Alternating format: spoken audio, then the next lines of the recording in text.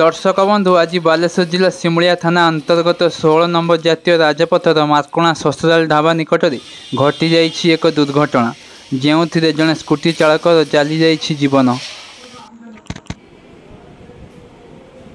सूचना प्रकाश कि भद्रक जिला अंतर्गत काउपुर अंचल बबुल खान नामक जड़े युवक एक स्कूटी जोगे स्वर अभिमुखे जाउथिबा समय मार्कोणा ससुराल ढाबा निकट में एक अजଣା ट्रक धक्का दे चली जाइथिला।